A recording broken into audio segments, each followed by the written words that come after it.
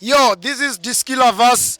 Ebana ndiko yongozama uri khwinifhadze football ya Mzanzi. Ri nga analyzer un'we na un'we vone va tamba ri nga analyzer vone va nga ti ramba kana va nga ti follower ka YouTube Diskilavas, va nga ti follower ka Facebook Bulldozer Maimele, va nga ti follower Pasona Thulani ka Facebook a una vuthada as long as ra va ri rote hanepo ne va ko nyaka ri tshivona ne bola ri ya swika ri na mathada ri nyanga for vane opinion yavo ndi ifhio kha game ye va i vona lelo ḓuvha line va ḓo vo ri vhidza ngalo. Bana u subscribe ndi mahala, u subscribe ndi mahala vha khou search uri Diskilavas hafhaḽa nga phanḓa huna tshiṅwe tshibutton tshine tsha ṅwala uri mini subscribe, then vha tshi fhedza huna ku vha ri mini huna uri ku sumbedza nga ku alarm nyana so ni swika na phresani fhaḽa uri every time hu tshi postiwa video ni kone u ṱavhanya na zwi vhona. YouTube a i ḽi data and no subscribe ndi mahala a khou nyangwa na pini ya muthu vha khou tou subscribe fhedzi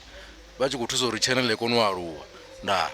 This is Diskilavas. I'm Bulldozer Maimele. Make sure you subscribe, like and comment.